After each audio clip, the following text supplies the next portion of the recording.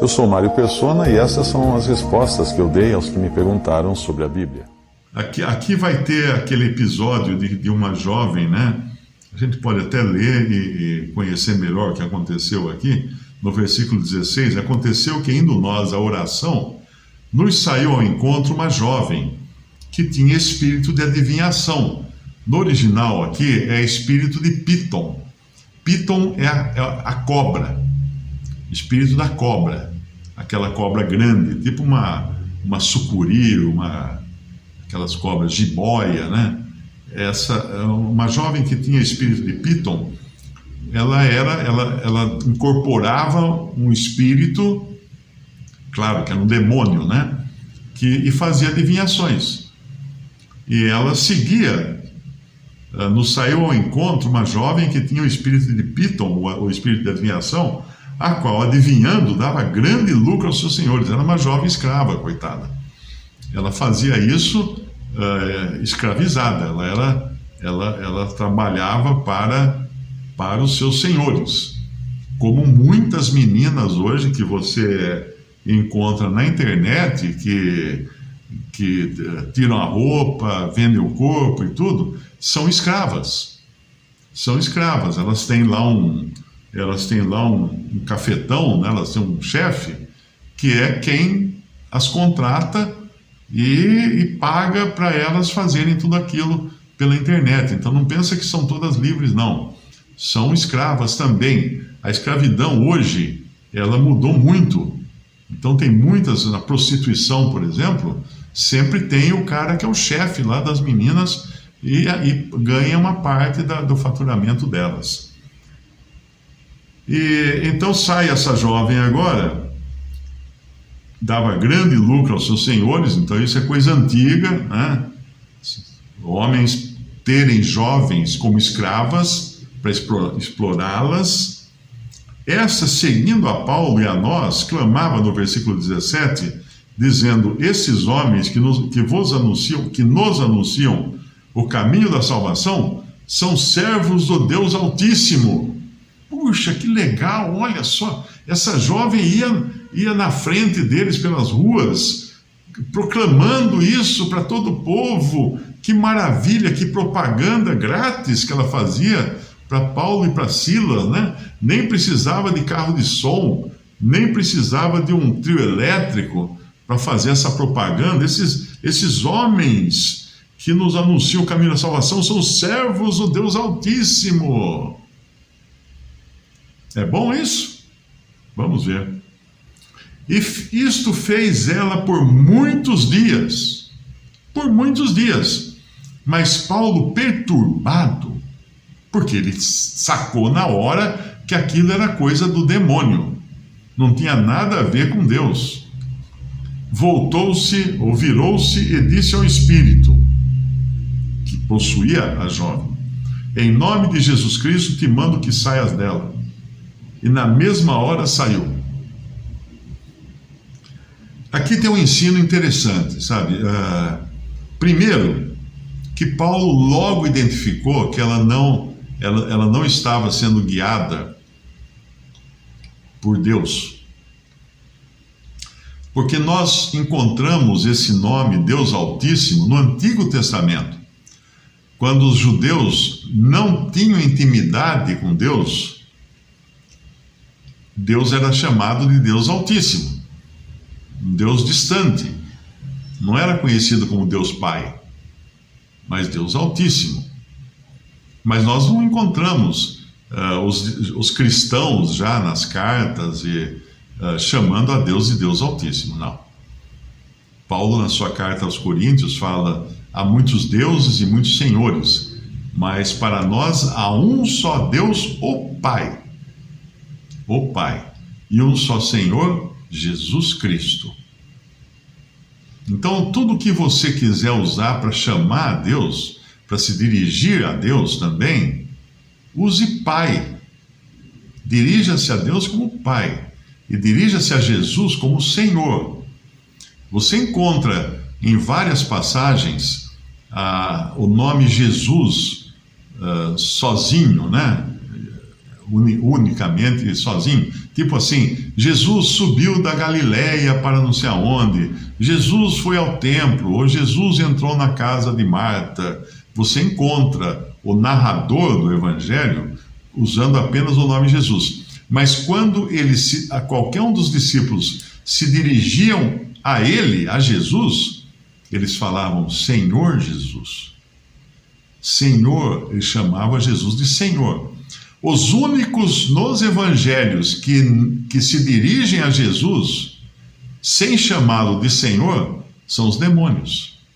Jesus, que temos nós contigo? São os demônios. Os demônios não podem chamá-lo de Senhor, né? Eles não vão querer se colocar nessa condição de submissão. Então, quando você vê às vezes um cristão orando, falando assim, Jesus, me ajude, Jesus, eu te peço, Jesus, eu te louvo, Jesus, eu te adoro, está errado.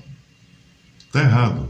Porque no caso de uma evocação, não, o evocativo, você se dirigir a Ele, você deve se dirigir a Ele como Senhor. Senhor Jesus, eu te adoro. Senhor Jesus, eu te peço. Senhor Jesus, eu te agradeço. E quando se dirigir a Deus, como Pai. Como Pai. E não com aquelas coisas que alguns aí inventam, né? Tem que falar o nome hebraico, tem que falar o nome não sei o quê. Isso é bobagem. A pessoa não entendeu ainda, porque nós encontramos a instrução clara nas cartas dos apóstolos para chamar a Deus de Pai. Pai, pai, todo mundo sabe falar pai, não sabe? O nenezinho acaba de nascer e fala pá, ele já sabe falar pai. E chamar a Jesus de Senhor, não um nome hebraico que ninguém nem consegue falar, e quando fala deve passar vergonha na frente de um judeu, porque deve falar errado. É que nem eu querer falar japonês, falar uma palavra em japonês, eu vou falar tudo errado. Não vai ter jeito de falar certo. Então é muito importante isso aqui.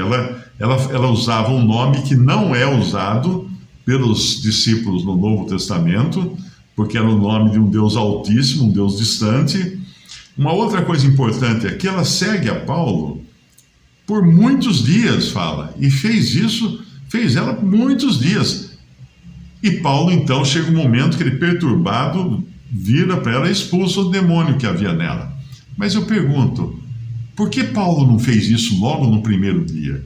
Porque ele ficou muitos dias tendo que aguentar aquela jovem. Porque ele não tinha o poder naquele momento de expulsar o demônio. Percebe que muita gente pensa que as coisas de Deus são que nessas igrejas pentecostais, né? Hoje, às 20 horas, grande noite de milagres. O que é isso? Vocês combinaram com o Espírito Santo? Fizeram algum contrato que às 20 horas ele vem aí para fazer curas e libertações? O que é isso? Não tem essa. Um servo do Senhor não manda no Espírito Santo, não manda no Senhor, não marca a hora para ele agir. Paulo precisou humildemente aguardar o momento em que ele pudesse ter poder do Espírito para expulsar esse demônio. Por isso que aí ele expulsa e o demônio saiu dela, e no versículo 19, e vendo seus senhores que a esperança do seu lucro estava perdida, prenderam Paulo e Silas e os levaram à praça, à presença dos magistrados. E apresentando-os aos magistrados, os juízes, disseram, esses homens, sendo judeus, perturbaram a nossa cidade. Aqui, que perturbaram a cidade. Perturbaram o ganha-pão deles. E nos expõem costumes que não nos é lícito receber nem praticar, visto que somos romanos. E a multidão se levantou unida contra eles, os magistrados, rasgando-lhes as vestes, mandaram açoitá-los com varas, e havendo-lhes dado muitos açoites, os lançaram na prisão, mandando ao carcereiro que os guardassem com segurança. O qual, tendo recebido tal ordem, os lançou no cárcere interior. Ele segurou os pés no tronco.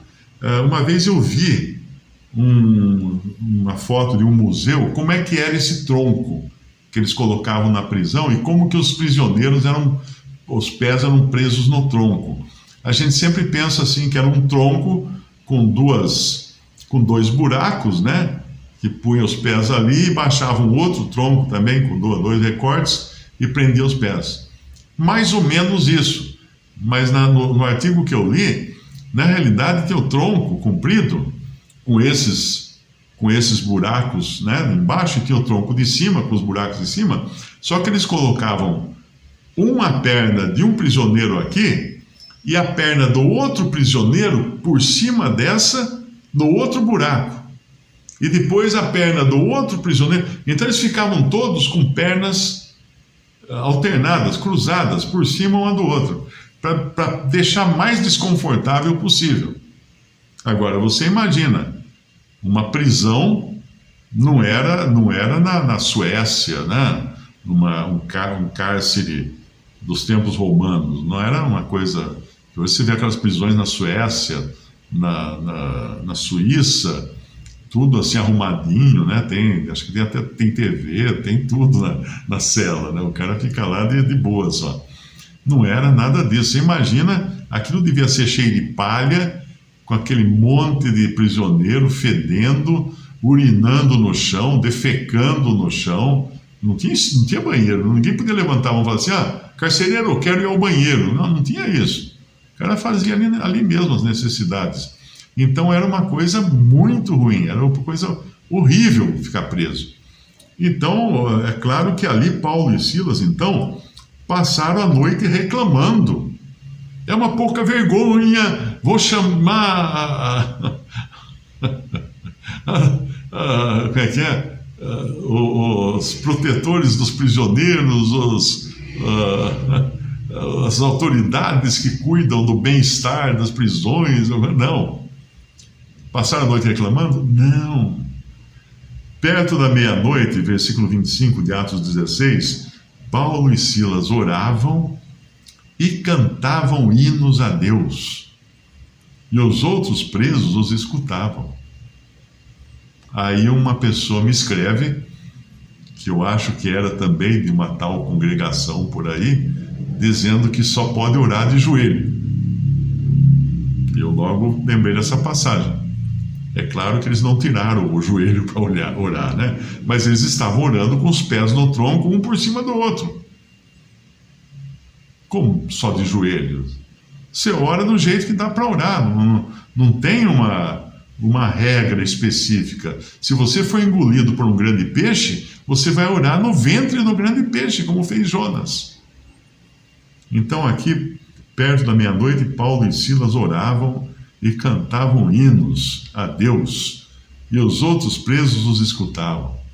Então não existe lugar nem hora para testemunhar de Cristo e para cantar louvores a Deus. Veja que eles estavam no pior lugar, na pior situação, na mais incômoda, na mais fedida, ali com açoites, com uma série de problemas, orando e cantando louvores a Deus. O cristão é meio louco, né? Você não acha? Porque só meio louco não que pode fazer uma coisa dessa. E de repente, no versículo 26, sobreveio um tão grande terremoto que os alicerces do cárcere se moveram, e logo se abriram todas as portas, e foram soltas as prisões de todos. Olha o poder de Deus e a intervenção divina nesse caso aqui de Filipos.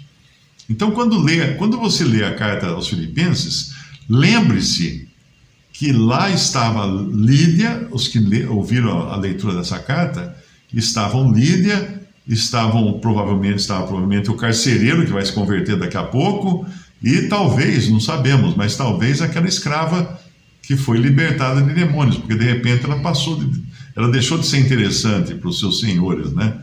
Porque ela não fazia mais adivinhações.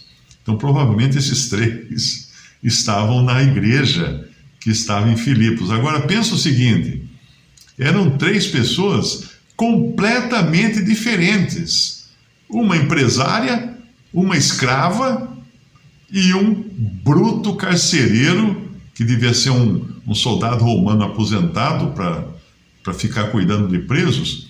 3 pessoas que não tinham nada em comum. Como elas podiam estar juntas na mesma igreja? Porque você pode falar assim, não, vamos formar uma igreja só de pessoas que gostam de rock, vamos formar uma igreja só de pessoas que não sei o quê. Não. Assim é a igreja de Deus. Pessoas diferentes. Mas com certeza, quando essas pessoas se reuniam, elas tinham comunhão, elas tinham assunto entre elas para conversar. Que assunto? Cristo, a graça de Deus, o perdão dos seus pecados, tudo isso elas tinham porque elas foram salvas por Cristo. E aqui no versículo 26, abriram-se o cárcere, os alicerces do cárcere e tal. O versículo 27 fala, e acordando o carcereiro, e vendo abertas as portas da prisão, tirou a espada e quis matar-se, cuidando que os presos já tinham fugido. Por que ele quis se matar? Porque um carcereiro, naquele tempo, ele pagava com a vida a fuga de detentos, que ele deveria estar tomando conta. Como é que o cara deixou os detentos escaparem? Mas teve o terremoto. Não vem com história não, que você está inventando que teve terremoto. Então ele ia ser morto mesmo. De qualquer maneira ele estava morto. Só que, antes de matarem o carcereiro, iam torturá-lo para ver se ele tinha cúmplices, quem que ajudou a abrir as prisões, quem que ajudou, quanto ele recebeu dos prisioneiros para soltá-los e coisa assim. Por isso que ele quer se matar. Não tem outra saída para ele. Mas Paulo clamou com grande voz, no versículo 28, dizendo, não te faças nenhum mal, que todos aqui estamos. O mesmo Deus que abalou os alicerces da prisão, abriu as grades, abriu todas as algemas, não permitiu que os presos escapassem, para salvar a vida desse carcereiro, para preservá-lo em vida, porque ele vai ser um servo de Deus agora, muito útil ali naquela assembleia, naquela igreja de Filipos. Mas Paulo clamou com grande voz, não te faça nenhum mal, que todos aqui estamos. E pedindo luz, saltou dentro e todo trêmulo se prostrou ante Paulo e Silas. E tirando-os para fora, disse, senhores, que é necessário que eu faça para me salvar? E disseram, crê no Senhor Jesus Cristo e serás salvo tu e a tua casa. E lhe pregavam a palavra do Senhor e a todos os que estavam em sua casa. E tomando-os ele consigo naquela mesma hora da noite, lavou-lhes os vergões. Olha, o carcereiro que deu as chicotadas agora, cuidando das feridas. Lavou-lhes os vergões e logo foi batizado ele e todos os seus, a sua família inteira. Mas tinha criança no meio? Provavelmente. Aqui entra aqueles que falam assim, não, mas se tiver criança, a criança tem que fazer um curso. O curso tem que fazer o curso de batismo. Eles não fizeram o curso de batismo, como é que eles foram batizados? E não foi num rio em água corrente. Como é que não foi batizado em água corrente num rio? E levando-os à sua casa, lhes pôs à mesa, e na sua crença em Deus alegrou-se com toda a sua casa. Então, aqui, só para terminar então o que fala esse capítulo, no versículo 40, e saindo da prisão, Paulo e Silas entraram em casa de Lídia, e vendo os irmãos, que irmãos? Já tinha ali vários convertidos congregando na casa de Lídia. Vendo os irmãos, os confortaram e depois partiram. Então, essa é a assembleia de Filipos. Foi assim que começou a igreja em Filipos. Uma empresária, uma mulher empresária, que tinha uma vida de devoção a Deus, porque ela era convertida ao judaísmo, mas quando ela escuta o evangelho, ela se converte a Cristo, que então é batizada com toda a sua casa, com seus servos e seus filhos, e abre a sua casa para os apóstolos, e uma escrava, que acaba perdendo a sua função, que era de enganar as pessoas, possessa de um demônio, né? E que dava lucro para os senhores, de repente não dava mais lucro nenhum. Certamente ela foi largada na rua por esses senhores cruéis que a escravizavam, e um carcereiro bruto, né? Um homem bruto, ignorante, que cuidava de presos. Não era um cara que estudou, foi nas melhores escolas, nada disso. Também ele se converte, a sua casa se converte, seus familiares se convertem, são batizados, também não fala aqui a idade de quem, não teve curso de batismo em nenhuma dessas situações, né? E é isso que nós vemos, isso é a Bíblia, gente, isso é a Bíblia. Isso não é invenções de homens. Outro dia uma me escreveu, eu falei assim, eu já me inscrevi no curso de batismo lá da igreja. Tá? Minha filha, que curso de batismo? Pega alguém e vai até a beira do rio ali, ou numa bacia, ou numa banheira, e seja batizada, peça para ser batizada. Que curso de batismo? É que nessas religiões, o batismo é considerado o passo que você dá para se tornar membro daquela religião. Então você tem que fazer o curso, porque no curso eles vão dizer tudo que você tem que aceitar para ser membro. Se for uma igreja adventista, você vai ter que aceitar submissão aos ensinos de Ellen White, aquela falsa profetisa. Então você tem que passar por um curso para poder concordar com todas essas coisas, tipo um contrato. Algumas têm contrato também, que você assina um contrato de que vai pagar o dízimo. Inclusive nesse curso eles vão ensinar que você tem que pagar o dízimo. É interessante que a maioria das igrejas evangélicas discordam de muitas doutrinas, de muitas coisas, mas o dízimo é sagrado. Ninguém discorda, né? Aliás, tem uma ou duas aí que discordam. Mas essa é a história da igreja que estava em Filipos, que eu acho que é importante dar essa introdução para depois nós irmos estudar a carta aos Filipenses, porque agora nós já podemos imaginar quem eram as pessoas que reuniam lá em Filipos, quem eram os santos, porque Paulo vai escrever uma carta lá aos Filipenses que começa dizendo, no capítulo 1, Paulo e Timóteo, servos de Jesus Cristo, a todos os santos em Cristo Jesus que estão em Filipos. Então, certamente, essa carta foi enviada para o cemitério, porque se santos são pessoas que morreram e foram canonizadas pela Igreja Católica, tinha que enviar a carta ao cemitério. Não, gente, é que não existe esse santo da Igreja Católica, não tem na Bíblia. Não existe esse conceito.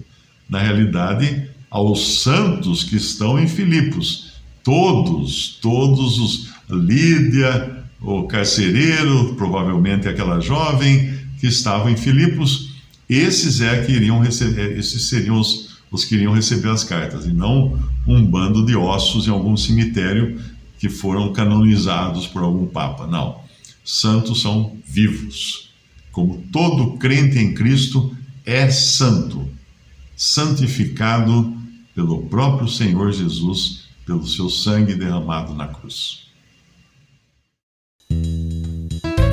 Visite respondi.com.br. Também 3minutos.net. Baixe os e-books ou adquira os livros.